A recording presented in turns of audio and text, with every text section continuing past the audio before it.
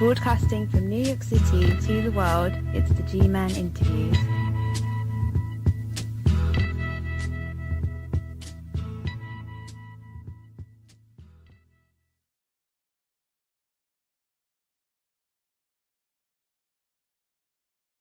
The virus looks like this, a screen of red text.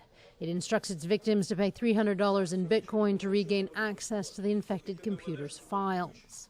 At this Ukrainian television station, the ransomware spread like wildfire.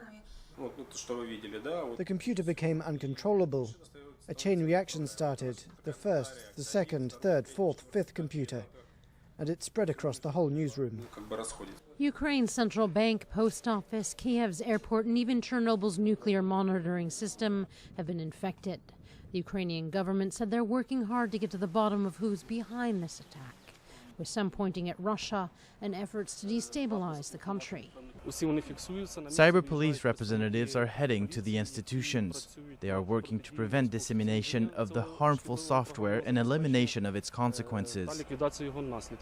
But finding out who's doing this and their motives could be tricky, as viruses like this one have become increasingly sophisticated. Signatures of these attacks are changing too quickly for conventional antivirus to keep up. Already the virus has spread across the globe. French construction company Saint-Gobain, German rail Deutsche Bahn, Russian energy giant Rosneft, and the U.S. pharmaceutical company Merck are just some of the private firms to have been hit. Cyber experts believe the ransomware is using a Windows loophole, one that was once used by the U.S.'s National Security Agency. But unlike last month's WannaCry virus, this one doesn't seem to have a kill switch, which could make it all the more dangerous. Welcome. On July 21st of this year, the G-Man Interviews met with Aleks Mehrle, president and co-founder of Ukrainian Global Trade and Investor Inc., also known as UGTI, a company that aims to become a transparent, efficient, and powerful driver of sustainable economic growth and development in Ukraine.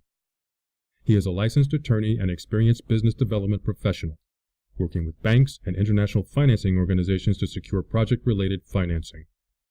His primary responsibilities for UGTI include securing the participation and coordinating collaboration with leading U.S. partners across a variety of sectors, including education, energy, finance, and innovation.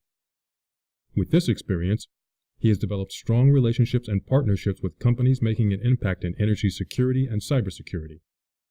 As executive advisor for Ener-Core Inc., a California-based alternative energy company, his primary responsibility is to detect, evaluate, and structure projects to produce clean domestic power while significantly reducing air emissions, particularly in countries interested in enhancing their energy security.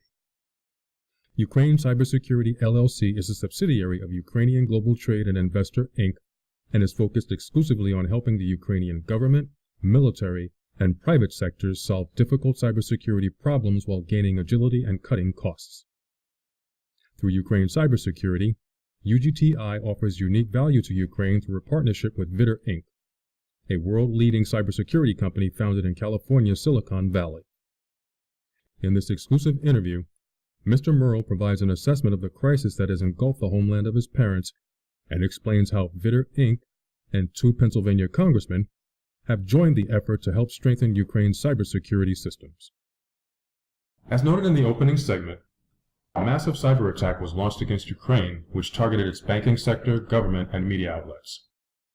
In order for people in this country and abroad to have a better understanding of the importance and scale of the attack, could you provide examples of how the aforementioned entities have been impacted? Sure. The attack you're referring to is June 27, 2017. Initially, it was known as the Petya attack because it was guised as a ransomware attack. But then they started calling it the not Petya attack because in the end it was understood that it wasn't in fact a ransomware attack. So they just appended not to the beginning of that. The types of industries that were impacted are pretty significant. So they were everything from commercial, so grocery stores, ATMs. So that impacts the ability of individuals who are just trying to go about their daily lives to buy groceries, get money out of the bank, live their lives in a normal way. To transportation, so the major airport in Kyiv and its computer systems were also affected. The metro system was also affected. Banks, of course, which are usually attacked, commercial entities. In subsequent attacks, you can think of them sort of as aftershocks of that. Most recently, some hospitals have been under attack in Ukraine as well, with their systems starting to go down and be affected. And obviously, in a hospital environment, that is a very clear and direct impact to people's lives, right? So cyber attacks don't start with a bang; they don't end with a bang. They might end with a whimper, but it doesn't, in the sense that they're not big and they're not awe-inspiring. There aren't going to be, in most cases, explosions or anything like that. But they are going to impact people's lives, both in terms of their ability to go about their daily lives in a normal way, which affects society, which affects the working of the economy, which affects the attractiveness of Ukraine as an investment environment, which I think is one of the objectives of these types of attacks, but also health and safety of people's lives. In the case of the hospital, that's the most clear, because a lot of systems are electronic, and if a hospital can't function properly, people's lives are going to be at risk. So clearly, the objective was to force Ukraine into a state of economic, political, and social upheaval. That's accurate. I think one of the objectives is also creating, whether it's the perception of risk or actual risk, right? From an outsider's perspective, those two things are very similar and have a similar impact. If Ukraine is perceived as a place that you can't do business, as a place that's unreliable, whether it's the transportation network, the monetary system, the hospitals, or anything else, people aren't going to be comfortable, especially outsiders, doing business with Ukraine. Now, if I'm not mistaken, nothing of this magnitude ever occurred when Prime Minister Yulia Tymoshenko or President Viktor Yanukovych held office. Now, that said, a case could be made that President Poroshenko's administration was deliberately targeted. Do you believe that was the case? And if not, why? I don't think it's the administration that's been deliberately targeted. It is the country, but I think there's an explanation for that. I mean, it's really what direction the country is moving. And from the perspective of the attacker, and it has been since the attack, since the June 27th NotPetya attack, established to a fairly high degree of certainty, and that's one of the things I hope we talk about, the difficulties in establishing cyber attacks to any degree of certainty that we're used to for other types of attacks. But it's been established to a fairly high degree of certainty that the source of the attack was in fact Russia. Similarly, it's been established that the two attacks in Ukraine's electrical grids, both occurring in the past two Decembers, so December of 2016 and then December of 2015, were also from Russia. And electrical grid attacks that take down electricity and insert related services for millions of people at a time have also a very significant impact. Okay, I'm sorry. I want to stop you for a second, because there may be people who are listening to this interview and they may ask, well, how is it confirmed and how do they definitively know that Russia was the culprit?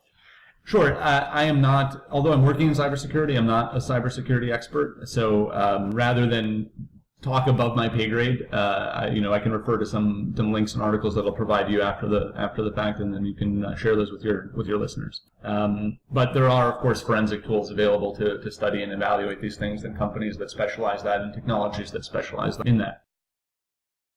So why now, I think, was the basic question, right? Why have these types of attacks stepped up, and why have they stepped up since the Maidan Revolution? So I think that the answer is that it's more about since the Maidan Revolution than it is about Poroshenko or Tymoshenko or whoever happened to be president or prime minister at the time. And the reason for that is that Ukraine and what the Maidan Revolution were primarily about was reorienting Ukraine towards a Western trajectory. That doesn't necessarily mean European Union. That doesn't necessarily mean NATO. I think it means rules and principles, right? What are the principles, what are the rules that you as a country want to live by? And the decision to want to live by Western principles, which I take to mean some degree of openness, some degree of transparency, some degree of predictability, and more important than anything else, rule of law, right? You have to understand what the rules are. They should be written down in paper somewhere, and they should be enforceable in a predictable way and by a court system and a judiciary that doesn't play favorites, and that just enforces things as they're written and as they're supposed to be executed and followed. So that's what the people of Ukraine wanted, and Poroshenko happens to be the president that was elected after that sort of ground-up movement that started in November of 2013. The recent uptick in attacks is less about who's running the country, but more about which direction the country is headed and trying to destabilize that effort. That happens both in the commercial sphere, right, in the political sphere, and in the social sphere. Now, shortly after the attack, I emailed Matthew Dubas, editor of the Ukrainian Weekly, to get his assessment of the crisis. He stated the following: The massive cyber attack on Ukraine was a deliberate attempt to dissuade businesses and individuals from investing in and doing business with Ukraine. Do you agree with that assessment? I do agree with the assessment that that was one of the objectives, and if not even the primary objective, right? So I don't think Russia wants a failed Ukraine. Russia just wants a Ukraine that's back in its orbit, which also speaks to one of the earlier questions that you had. Why wasn't this happening before? And under earlier administrations, certainly after the Orange Revolution, I think similar types of things were happening, just not necessarily with cyber attacks. So that's 2004, 2005 timeframe. But following that, 2010, Yanukovych is elected. So we can easily focus on Yanukovych and his presidency as a period of relative calm from the perspective of cyber attacks and things like that. And the reason for that is that they weren't necessary. Ukraine was where hoped to be from the perspective of its eastern neighbor. So there wasn't a need for it because things were exactly the way that they wanted them to a large degree. Now that isn't the case. So destabilization and affecting business and ensuring or increasing the likelihood that Ukraine doesn't stand up on its own 2 feet economically and doesn't leave Russia's orbit, or if you want to look at it the other way, enter the West's orbit, are the objectives. If the overall goal is to destabilize the country and not allow businesses or companies to come in and invest, do you suspect that that would make it easier if Putin did plan a full-scale invasion of the country? One of the things you have to look at in any action, and this is cyber attacks or war or business, just day-to-day life, is every action has some sort of a reaction. And cyber attacks are something that we, not just in Ukraine, globally, we're still figuring out how to deal with, because they operate and are analyzed and viewed and perceived by a different set of standards and rules than your typical action and reaction. So first, there's no question that a cyber attack is an action, right? Someone does something somewhere, whether it's a 400-pound guy in his basement, in mom's basement in New Jersey, or if it's a nation state, or if it's a company, or if it's an individual. Someone does something, and that action, even though it's not seen by others, right, other than the actor potentially, or people around him or her, has a reaction, a consequence in the real world, right? So you can take down an electrical grid. 3 million people don't have their power. But unlike the activity if someone were to take down power lines or something else, it's more difficult to establish who has committed the action in the first place that led to the real world result, right? That led to the impact or the negative consequences. That makes it much easier to question or doubt responsibility for the activity or the action. Now, if you're a malicious actor, right, and intending to cause a harm, obviously you're also intending to minimize the repercussions for you. So cyber attacks, by their very nature, become an interesting or a useful tool because it is easier to say that wasn't me. It is easier to put doubt in the mind of the people who have been attacked and the people who would otherwise be responsible for or interested in protecting the people who have been attacked about whether they should take some real-world action, whether it's a military defensive action, punishing action, adding additional sanctions, because there's always this, well, are we sure, question lingering in the air. You can see that this worked even in the real world, right? So if you look at the annexation of Crimea, for a very long time, after there were troops on the ground, helicopters in the sky, men with guns and uniforms, now the fact that those uniforms didn't happen to have Russian flags on them was enough at the time for the world to wonder and call what was happening. Was this a Russian invasion, or was it a Russian annexation, or, as we came to call those people, who are the little green men? Who do these little green men belong to?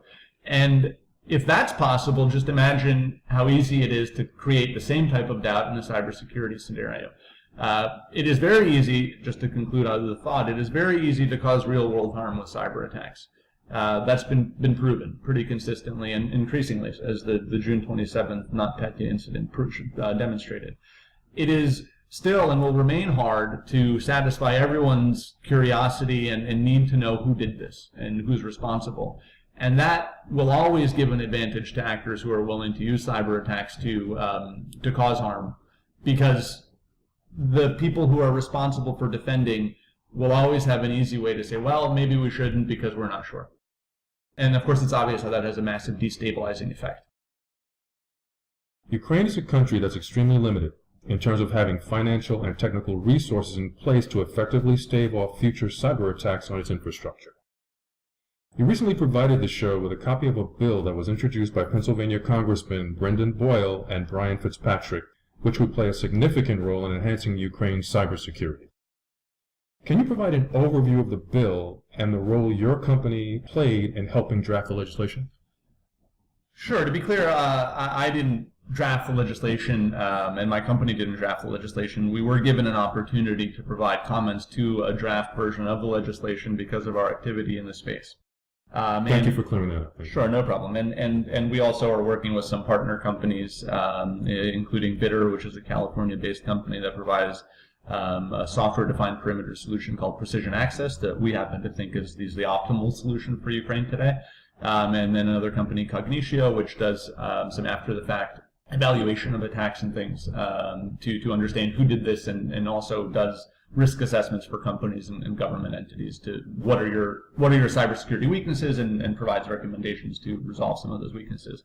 And then a third company named Main Nerve that we're less actively working with today, but we did consult with in the preparation of our comments to the legislation, that does cybersecurity penetration testing. So they will simulate attacks to help understand what your weaknesses are, and then, similar to Cognitio, provide reports on that, and then also does training and helps companies get certified up to different standards that we have here in the U.S. So, for example, NIST is one, or then HIPAA, which is related to medical records, and FINRA related to financial records and things like that. So, leveraging those relationships, because I'm not a cybersecurity expert, I just happen to be really acting as a bridge between Ukraine and the West, and cybersecurity experts in the West, to help ensure that Ukraine is prepared to defend itself against future attacks. Leveraging that and some discussions we were able to have through relationships in Washington, including at the Ukrainian embassy, for example, and just trying to understand how can we help, and putting ourselves in a position to help. So we offered our comments to a draft piece of legislation that Congressmen Boyle and Fitzpatrick, by the way, a bipartisan effort, so one Republican, one Democrat. The Congressman Boyle's the Democrat, Congressman Fitzpatrick is the Republican, that put forward, and we're very thankful for that. The purpose of the legislation is a fewfold. One, I think, and it does a very good job of describing cooperation and sort of the mode of helping Ukraine as one of cooperation in the area of cybersecurity. And why do I think that's an important approach to it? I think that's an important approach because cooperation implies that both sides have to benefit, and both sides have something to gain from the activity. This isn't, willy-nilly support. This isn't just financing or providing funding. This isn't help. It's cooperation. And cooperation means that we learn and they learn. We benefit and they benefit. And why is that really the appropriate mode of working with Ukraine in the area of cybersecurity? Ukraine is today, in my opinion, at the leading edge of cybersecurity and cyber defense. The reason is it's at the leading edge of being attacked from a cybersecurity perspective. To my knowledge, and I think this is still true today, to my knowledge, the only two recognized attacks of successful attacks of electrical grids, cyber attacks of electrical grids, happened in Ukraine. And the U.S. has sent its experts on the government level to evaluate those two attacks. I believe both were in the December of the past 2 years, and concluded that those attacks started from Russia. You had asked earlier, how did we prove that? And that's not an area of my expertise, so I won't delve into it. But there's plenty of publicly available information on that point. If the Ukrainian grid has been attacked and taken down, and we study what happened, and then study future attacks, and if we're in place to do that, it logically follows that we benefit, because we then understand what those attacks look like. We understand and learn what the best defenses for those attacks are, and then can implement those lessons here at home to defend our grids better from future potential attacks. And I'll give you a concrete example where this seems to have happened recently. So Ukraine, and one of the areas that Ukraine has been concerned about for a while in terms of cyber attack, is its nuclear facilities. So Ukraine's nuclear facilities, which provide about 51% of the country's electrical needs, right? So obviously they're a very important mix for Ukraine in terms of its cyber defenses, and also they're a very vulnerable one simply because of the magnitude of the harm if something goes wrong. As Ukraine is one of the only countries in the world, and now Japan with the Fukushima disaster, but Ukraine had the Chernobyl disaster in '86, and the repercussions of that are still being felt to this day. There's an entire part of the country very close to the capital that no one can live in because it's still radioactive. And of course that radioactivity spread across the world and led to birth defects and deformities, and of course just economic problems, which really are the least of it, but still those repercussions continue to be felt as they're being felt in Fukushima and in Japan today. So if you, one, get 50% of your electrical needs from nuclear facilities, and two, if a nuclear facility really is attacked in a way that can cause a meltdown of the core, for example, and again, I'm not suggesting that that is possible or isn't possible if that's happened or not happened, if we've had close calls. That's not the point. The point is that nuclear facilities provide a disproportionate portion of the Ukraine's energy needs, one. Two, if things go very wrong, things get very bad, right? So even if there's a very small % chance of the worst case scenario happening, it's something that you have to think about very seriously. And the same would apply in the United States if U.S. nuclear facilities are attacked. So Ukrainian nuclear facilities have, to my understanding, been attacked before, and Ukraine has been working to improve those defenses. Recently, in the United States, there's been reporting that U.S. facilities were probed, were attacked. No damage seems to have been done, but those reports have ascribed those attacks or located those attacks from Russia, right? So that there's been reporting that the attacks originated in Russia, and similarly in Ukraine, those attacks have originated in Russia, or at least are believed to have originated in Russia. If the same attacker is doing the same things in two places, you can learn a lot by being in one of them, and in this case, by the United States having people on the ground, experts on the ground, technology on the ground in Ukraine, to help Ukrainians defend themselves against something that we're also experiencing now increasingly. And then we're better off for it as well. So this isn't a matter of just altruism. It's not a matter of helping a country that believes in democratic principles, that wants to become a Western country, that wants to become a liberal democracy. It's also self-interested. It's also important from a interested perspective. And that's one thing that I think the legislation recognizes. Cooperation in the space of cybersecurity. So it contemplates things also like setting up a joint task force. Ukrainian experts, Ukrainian experts, American experts, Western experts, learning from what's happening. And this is something that we can see has already been occurring in the military sphere, right, in the defense sphere. So, we just had joint naval exercises, Sea Breeze, in Ukraine, where the Ukrainian military, Navy in this case, U.S. Navy, so SEALs, Marines, were jointly exercising in the Black Sea. Why? We're learning on the front line of a war in Ukraine what the latest aggressors' activities and tactics are. And also learning how to defend against those, because those types of that type of learning, that type of education will help us defend NATO and Article 5 countries in the event of any future conflict, whether with Russia or with anyone else. The point is, it pays to learn. It pays to always be ready. Walk softly but carry a big stick is probably a good adage in this case, and that's what Ukraine offers the United States. It's a willing partner to cooperate, to help educate U.S. experts in defense or in cybersecurity about what's happening, because you can see it in real time, because the war in Ukraine is hot. And to my mind, that there's nothing but positive things to come from that. And it's not about aggressive action. It's not about offensive action. It's about learning how to defend yourself in order to be able to to provide security to your people, to your country. And in the case of cyber attacks, you don't happen, like Ukraine, you don't have to have an active front, a physical front, or share a border with a country, because countries can reach across borders and cause very significant harm. And in the case of nuclear facilities, as I mentioned, even a 1 or 2.5% chance of something happening is so significant that we'd better be learning. And if we're not, our government isn't doing its job to protect its citizens. 3 major news stories on cybersecurity were reported on this week, and I'd like to get your assessment of each.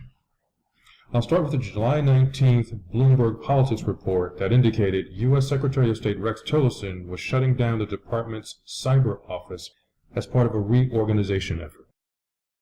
I have seen that report, and I think, generally let's place this in some context. Actually, first let me place my response in some context. So my company, Ukraine Global Trade and Investor Inc., UGTI for short, is an apolitical organization. We're trying to transparently develop relationships, bring business into Ukraine, in the case of cybersecurity, bring leading cybersecurity options and solutions from leading U.S. companies into Ukraine to help serve some of those cooperation points that I mentioned in the draft legislation from Congressmen Boyle and Fitzpatrick.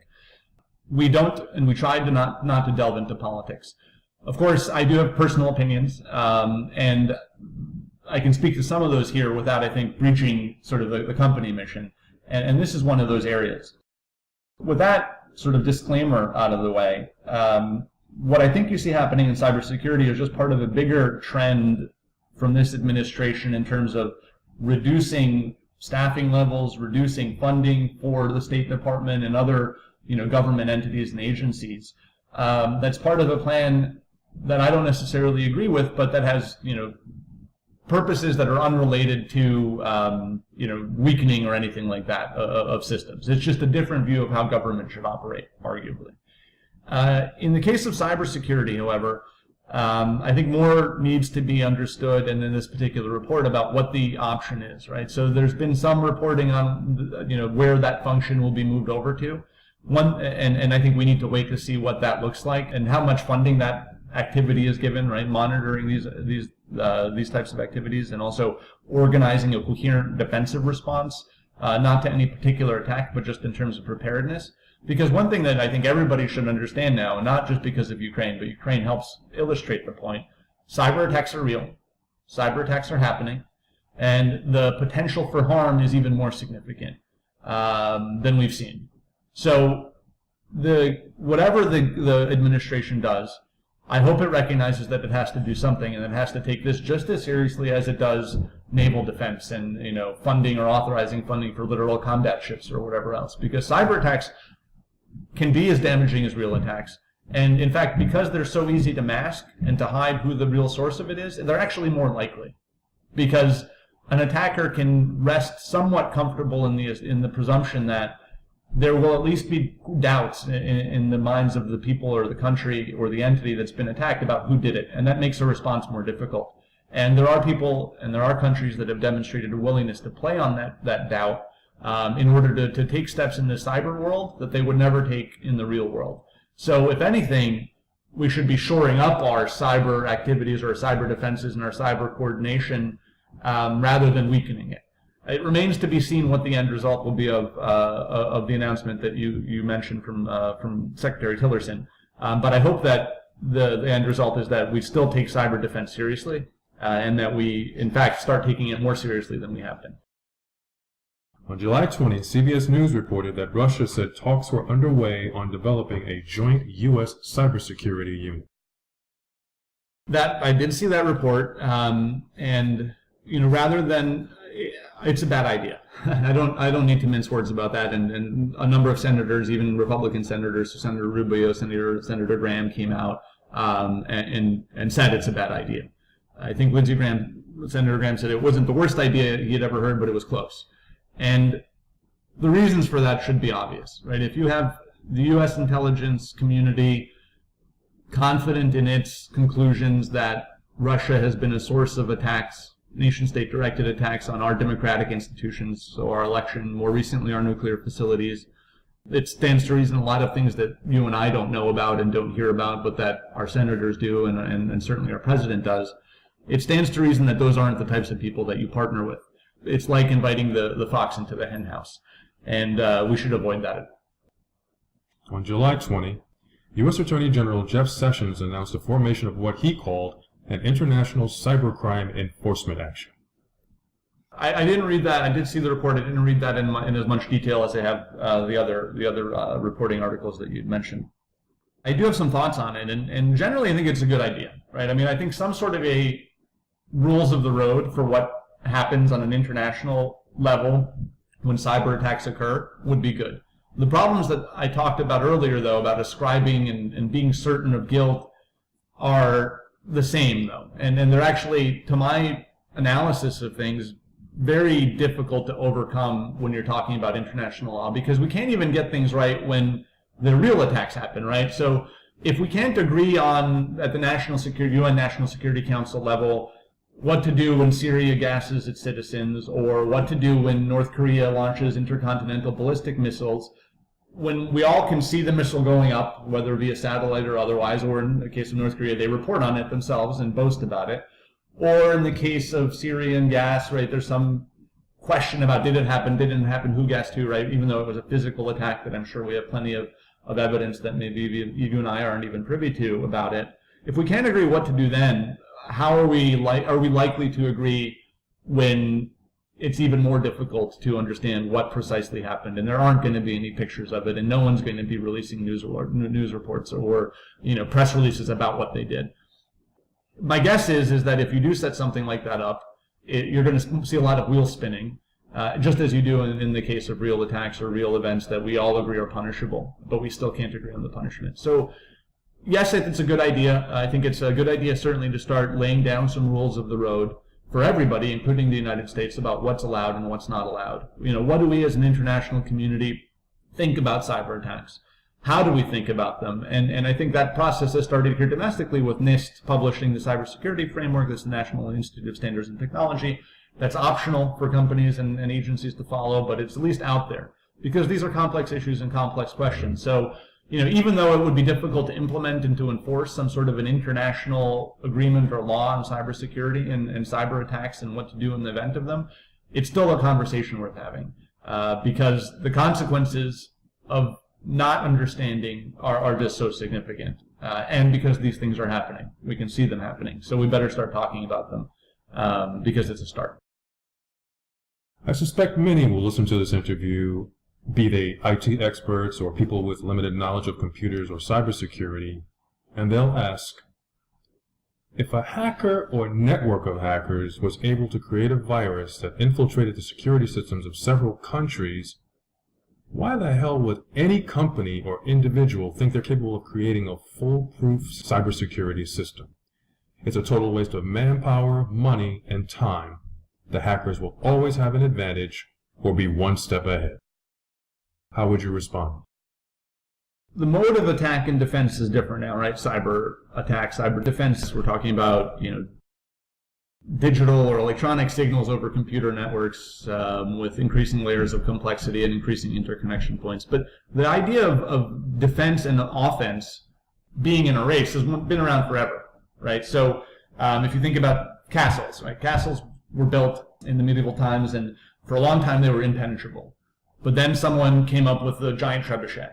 And all of a sudden, castles were not only not impenetrable, they were almost useless, right? Because you could effectively knock down the walls just with some time. And with the trebuchets got bigger, the amount of time necessary to knock down the wall of a castle was less. And then you started seeing castles wane off. So there's always this back and forth between offense and defense. And I think the same is true in cybersecurity. One of the things that you need for defense to get better is experience of offense, right? So usually we build things in order to work and to make things in our lives easier and business easier. And in the case of the internet, what made things easiest was the ability to communicate over long distances and communicate with increasing sophistication. So when the internet started as the DARPANET, not invented by Al Gore, but the DARPANET, you had a series of very secure facilities talking to one another on computers, early computers, but computers via electronic means, when most other people, one, didn't have computers, and certainly didn't have, if they did have a computer, didn't have a computer that could communicate with another over telecommunication systems. So by definition secure, because there was only a small handful of people in the entire world that even have the capability to communicate, and they were intentionally doing so in a covert environment. And it was much easier to monitor. And it was easier to monitor. And in that kind of environment, the hard part of what was happening, the hard part of the community was the communication itself, right? You were trying something new for the first time. So computers are new, communication over telecommunication systems in that way is new. So systems were set up to make communication as easy as possible. So, I'm going to simplify things a lot, but I think the premise will get across, and I believe it's an accurate conclusion as well. At that point, gateways and the sort of the bridges or the demarcation points between systems were left open, right? So you wanted your gateway on your device open so that communication was facilitated as easy as possible, because it was hard. As systems and the internet started to proliferate beyond just a handful of people working in the defense and intelligence communities to millions of connections, then tens of millions of connections, now billions of connections and tens of billions of connections with the Internet of Things. Communication is easy. We have that part figured out. But what we didn't change was the fundamental architecture of computer networks and the internet, which is gateways are open. So in a security context, that put all of us at risk, right? And then this was an early architectural decision made to facilitate communication that starts looking less and less as a sound decision once communication is easy and the number of connections is massively increased and become global to people you don't know. So what some companies have done, and there's a published protocol called Software Defined Perimeter from the Cloud Security Alliance, and then one of the leading companies of that, in fact, the two committee chairs, if I'm not mistaken, are both employees. One of them is a founder of Vitter, the company that we work with in Ukraine. What they've done is they've looked back at the internet, or looked at the internet from a fresh starting point, not making any of the assumptions that were true in the past, and saying, okay, if you had to start from a point of security rather than a point of facilitating communication, what would you do? And how would you approach being secure? And the answer to that is actually conceptually very straightforward. You turn your gateway off, right? So you become invisible in the internet environment. And if you're invisible, because this is actually an area where the lack of physical perception of computer systems and things, before that was a negative, right? I talked about how you can't really see what happens, so it's hard to cast blame. Here, you can't see inside of a network, so if you can't find a server, how do you denial of service attack it, right? You can't. It's actually very simple. And Vitter's worked with Verizon to develop a product called Verizon Software Defined Perimeter, and the main thing on their page is you can't attack what you can't see. So that's one of the fundamental premises of Software Defined Perimeter. You can't attack what you can't see, and that eliminates one of the major attacks from a commercial perspective, at least, which is denial of service attacks, right? You just bombard the server and the gateway with messages, and then it shuts down because it gets overloaded. At the same time, next step is those gateways are packet sniffing, so they're looking for specific bits of information coming from an authorized user. So Alex on his cell phone, Alex on his PC, authorized by the company that has adopted the technology, or the government agency that has adopted the technology, or the individual user that has adopted the technology. And then it turns on, right? So once it finds those bits from an authorized device, from an authorized user, it begins a series of complex, happening in 20 microseconds or 2 microseconds, but still complex, checks that you are who you say you are, that you have authority and access to what you're looking to access. And then it creates an application layer secure tunnel between your device and not the entire server. This is part of the other problem of how the internet worked. Once you were in, right? So even if you think of Iran and Stuxnet and the centrifuges, they were air-gapped, right? They weren't so stupid to connect those things to the public internet. But someone with a USB, most likely in an intelligence operation, uploaded a virus to one of the centrifuges, not all of them, one of them, and then because they were networked, they all went down. What Vitter and Software Defined Perimeter does, and Vitter's precision access technology is the first and most robust implementation of that. It only gives each authorized user access to the applications within the suite of applications that the company has that they need, right? So if I'm an accountant, I'd work on QuickBooks. I know QuickBooks isn't what companies use, but me as an individual, that's what I know, right? So if I'm an accounting function, I work on QuickBooks. If I'm a lawyer, I'm going to have access to the document repository and cloud and Word in the cloud or whatever else it might be, but not everything else. Right, so even you've isolated and provided secure encrypted application layer access only to the things that you need, and you've put all of that in an environment that's hard for other people to find. You can't attack what you can't see, as I said earlier. So far, over 5 hackathons, there have been 15 demonstrating this technology. There have been 15 billion attempts or so, originating from 104 different countries, and 0 successful breaches.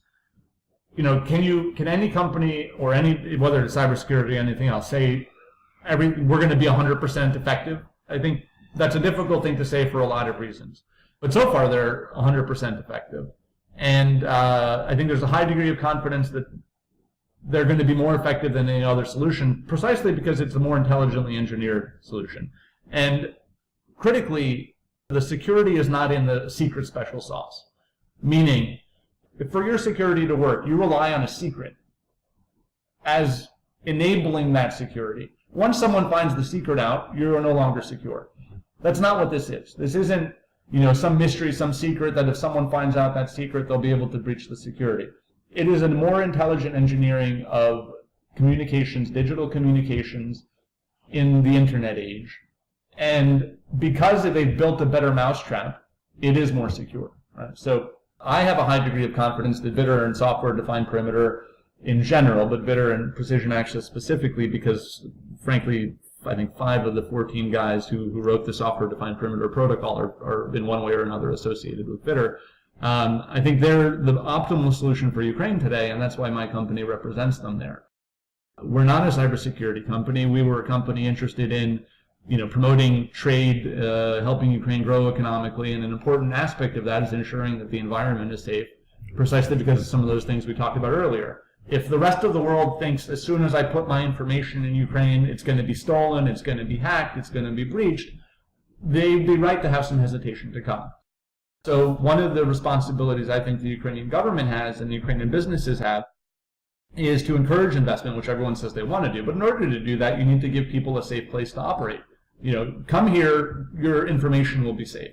And I believe very strongly and with complete conviction that VITR can provide that for Ukraine. And as a result is an important part not only of defending against attacks, but in terms of growing the country and growing the economy and meeting some of the core objectives of my company, which again is not a cybersecurity company, but cybersecurity is important to what we do, and it's important to what everybody does, because that's the world we live in. And finally, it happened to Ukraine and several other countries. Do you think it's just a matter of time before the United States is attacked? Yes, yes. So I think we need to, let me say, the United States has already been attacked, and let me preface that a bit. But I mean to the extent that Ukraine to the extent that Ukraine has been. Sure, I think it's a matter of time. I think even in the case of Ukraine, right, the war there, yes, there's a war, yes, there's a front, and actually in the last few days it's been the highest casualty rate in the last 2.5 years have been over the last several days. I think one day 4 soldiers died on the Ukrainian side. And that's a real war. So real shells, real artillery, real tanks, real trenches, all of it. But it's not a fully escalated war, right? So it's not there aren't aviation forces or the Donbass. There is no Donbass Air Force, right? The Russian Air Force hasn't entered the theater. There aren't full-fledged tank battles. No one's tried from the east to push towards Kiev or. Mariupol hasn't been taken, which has been another area of concern because that sort of would connect the land bridge to Crimea. None of that's happened. So there's levels of escalation beyond this point that are certainly possible and that I think everybody in the world hopes never happen. But if it were ever to become a full-fledged war in Ukraine, I think the level and the magnitude of the cyber attacks that you would see would also increase. It logically follows, right? So if you use all your weapons in your arsenal, and right now you're not using all your weapons in your arsenal, you scale things back. Cyber attacks are, as I mentioned earlier, an easier way because of easier to do because it's harder to prove who did it, so the repercussions aren't as strong. But if a war, whether it's Ukraine or anywhere else in this modern age, ever gets very hot, very significant, and in the case of the United States, if the United States is either a combatant in a large-scale war, it stands to reason that whoever they're fighting is going to use cyber attacks as an opportunity. And as a vector for attack, in particular, since most wars that the United States might be in, there's only a few countries where those would be wars of parity, right? So if cyber attacks allow you to do damage, think of guerrilla warfare. It's effectively, the most modern example of guerrilla warfare tactics because you're fighting from a disadvantage. You can do it covertly. It's difficult to see. So cyber attacks are like the ninjas of the modern age, kind of. So I think the U.S. will have to deal with that one day. And as the reports that our nuclear facilities were recently probed shows, whether or not it was Russia or anyone else, it doesn't actually really matter. Someone is probing them. And if someone is probing them, they're doing it to learn about them. And if they're doing it to learn about them, they're doing it with the idea to maybe one day do something malicious further, right? So I think it's a matter of time. I hope that it doesn't happen. One of the reasons we should all agree on an international level to rules of the road, right? We have those for nuclear weapons, we have those for chemical weapons, we have those for biological weapons. We need to develop them for cyber weapons. And look, the shoe, frankly, is on both feet. The meaning that the United States is in this camp too. We need to understand where our lines are and what lines you cross or aren't willing to cross. And there were reports, for example, that when the Russia was identified as a source of election interference, that the Obama administration was weighing its responses and seems to have planted, at least there are reports that cyber bombs were planted in Russian infrastructure, right? That report is out there. Do I know if that's true or not? No, I have no idea. But the same applies to us, right? When do you pull the trigger on those things? Can you pull the trigger on those things? Do we assume that people should be prevented from pulling? I don't know the answers to these questions, but we all need to start talking about them as a global community and agree to some rules, because the consequences of bringing someone's electrical grid down, any country's electrical, or a portion of it down for months. Imagine New York City. We're doing this interview in New York. Imagine New York City with no electricity for a week. In the world of Amazon shipping and on-demand supply, it's great, right? Things are convenient, food is fresh, but it means that your grocery stores after 3 days don't have any food left in them. If you try to get out of New York on a Friday, it's going to take hours, and that's a few people trickling to the Hamptons or going upstate or going to New Jersey, wherever they're going. If you have everybody trying to get out of the city because there's no food, it's going to be a disaster. And all of those things are possible to trigger with cyber attacks.